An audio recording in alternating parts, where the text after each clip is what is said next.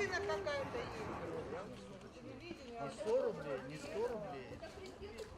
Вот я говорю, когда у нас будет нормально,